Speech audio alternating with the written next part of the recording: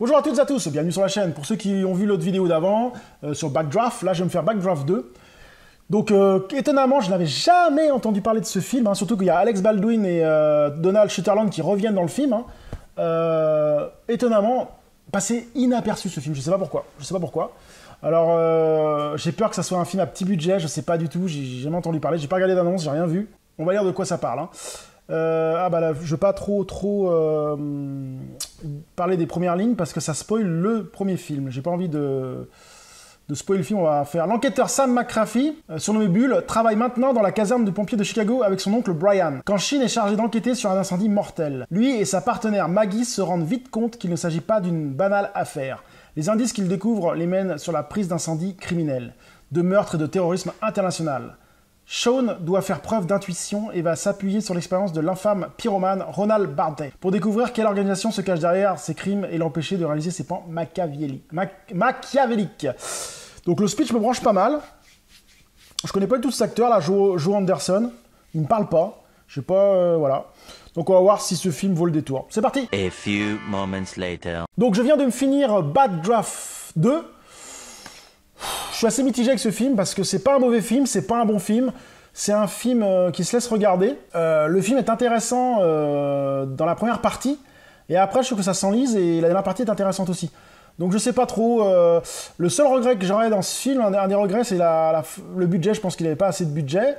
Bien que ce soit les réalisateurs du premier film qui l'aient fait. Et le vrai problème que je reproche à ce film, c'est que c'est que axé sur la partie enquête.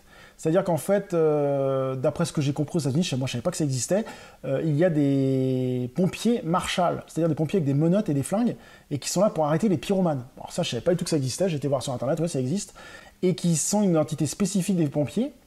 Et quand c'est un incendie criminel, ce sont plus les policiers qui s'occupent de ça, mais ce sont les pompiers Marshall. Alors là, incroyable. Et donc c'est axé que là-dessus.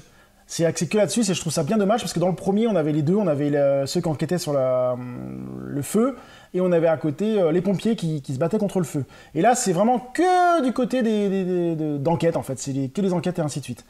Et je trouve ça assez dommage. Après, il y a un Alex Baldwin un peu anecdotique, hein, qui fait quelques apparitions, qui est juste là pour lancer le film, je pense.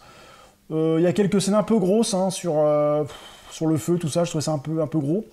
Mais ça reste un film à voir. Si vous avez vu le premier Backdraft, le 2 peut être visible. Il est très en dessous du premier. Hein.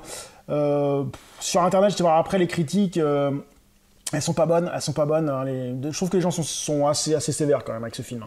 Ils parlent de série B, de même épisode nanar de série, donc je suis quand même pas d'accord.